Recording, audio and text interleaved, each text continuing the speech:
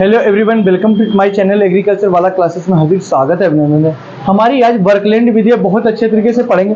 तो बर्कलैंड क्या है? वायुमंडल में हम जानते हैं 78 से 79% नाइट्रोजन पाई जाती है। आर्टिफिशियल तरीके से हम लोग क्या करते हैं, नाइट्रोजन को स्थिर करते हैं। आर्टिफिशियल मतलब कृत्रिम तरीके से हम क्या करते हैं, वायु में हम जानते हैं क्या पाई जाती है, नाइट्रोजन पाई जाती है।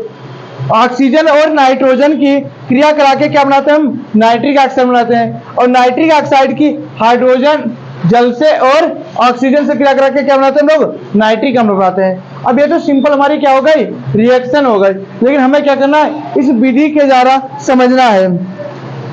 तो बर्कलैंड विधि द्वारा नाइट्रिक अम्ल बनाने के लिए उपयोग में लाई जाती है। हम जानते हैं किसके लिए होती है, नाइट्रिक अम्ल बनाने के लिए प्रयोग की जाती है।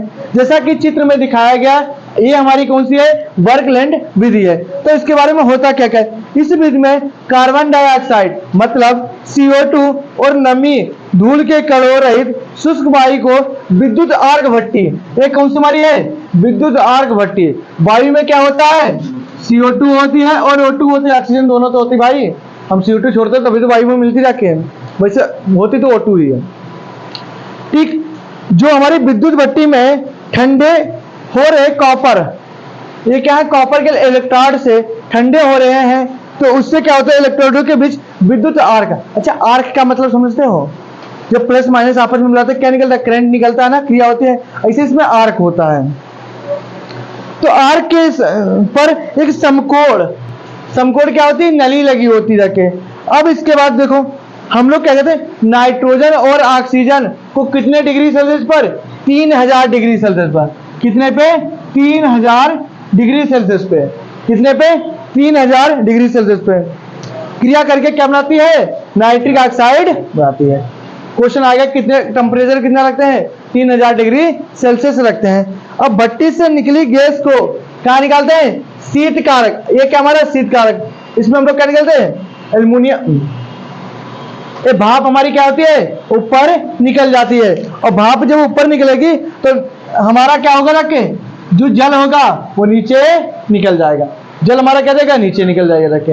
अब उसके बाद जो बॉयलर, ये हमारी कौन सी, एल्युमिनियम जल है। एल्युमिनियम वाले, एल्युमिनियम की है सर्पिलाकार स्प्रिंग है, एल्युमिनियम की कैसी है, सर्पिलाकार स्प्रिंग है। अब चारों ओर इसके ब्रायलर के चारों ओर क्या भरा है, शीतल जल है। अब जब इसका टेम्परेचर यहाँ पे 3000 था, यहां से हमने गुजारा, ठीक, जब इसमें होके क्या है, हमारे इसके अंदर आई। जब अच्छा खासा ठंडा जल भरेगा तो यहाँ पर टेम्परेचर क्या होगा, कम हो जाएगा। और जब टेम्परेचर कम होगा तो पानी क्या होगा, हमारा गर्म होगा। टेम्परेचर जब कम होगा पानी गर्म होगा। भाई हम जब कोई भी चीज है, जब गर्म की ठंडे से क्रिया कराएंगे तो ठंडा क्या हो जाएगा, गर्म हो जाएगा। तो ठंडे की जो भाप है ऊपर निकल जाएगा और पानी कहाँ जाएगा, नीचे जाएगा। ये क्या करता है, इसे चलता रहता। फिर यहाँ से इसमें क्या, ये मटेरियल है।